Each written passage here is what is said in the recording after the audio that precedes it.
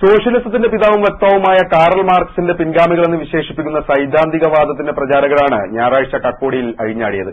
എഴുത്തുകാർക്കും മാധ്യമപ്രവർത്തകർക്കും നേരെ ഇവർ കാണിക്കുന്ന അക്രമത്തെ ഫാസിസം എന്ന് മാത്രമേ വിശേഷിപ്പിക്കുവാൻ കഴിയൂ.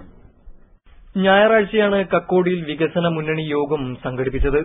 യോഗത്തിലേക്ക് എല്ലാവർക്കും സ്വാഗതം എന്ന പേരിലാണ് നോട്ടീസ് വിതരണം ചെയ്തത്. അതുകൊണ്ട് തന്നെ ജാതി രാഷ്ട്രീയ വ്യത്യാസമില്ലാതെ എല്ലാവരും എത്തി. ഉദ്ഘാടനം കഴിഞ്ഞപ്പോഴാണ് പ്രശ്നങ്ങൾ ആരംഭിച്ചത്. അങ്ങാടിയിൽ തോറ്റതിന് അമ്മയോട് എന്ന പഴഞ്ചൊല്ല് അനർത്ഥമാക്കും വിധമാണ് പിന്നീടുള്ള കാഴ്ചകൾ.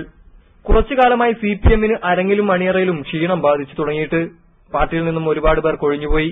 ചിലരെ പുറത്താക്കിയതിന് ന്യായീകരണമായി കൂടെ നടന്നപ്പോൾ ചാത്തൻ കൂടെയില്ലാത്തപ്പോൾ പോത്തൻ എന്ന മട്ടിൽ പ്രതികരണം.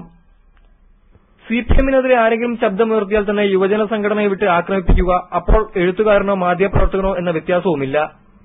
തനിക്കിഷ്ടമില്ലാത്തവരെ ഹിറ്റ്ലർ കൊന്നൊടുക്കിയത് നാസിസം എന്ന പേരിട്ട് വിളിച്ചുകൊണ്ടായിരുന്നു, മുസോളിനി ഫാസിസം എന്ന പേരിലും. ഇത് രണ്ടും കൂടി ചേർന്ന കാടത്തമാണ് സിപിഎം ഇന്നലെ കക്കോടിയിൽ സ്പൈഡർനെറ്റിന്റെ ക്യാമറാമാനുമേൽ നടത്തിയത്. മർദ്ദിച്ച ശേഷം ക്യാമറ പിടിച്ചുവാങ്ങി നിലത്തെറിയുകയും ചെയ്തു. വിഷ്വൽ ഒന്നും എടുത്തിട്ടില്ലെന്ന് പറഞ്ഞെങ്കിലും അക്രമികൾ വെറുതെ വിട്ടില്ല. അദ്ദേഹം ഇപ്പോൾ ബീച്ച് ആശുപത്രിയിൽ ചികിത്സയിലാണ്. ക്യാമറ കണ്ണുകൾ മിഴിപൂട്ടിയാലും അക്രമങ്ങൾ കാണുന്ന സാധാരണക്കാർക്ക് സിപിഎം സമ്മാനിക്കുന്നത് അക്രമത്തിന്റെ യാഥാർത്ഥ്യ കാഴ്ചകൾ തന്നെയാണ്. News desk Spidernet news.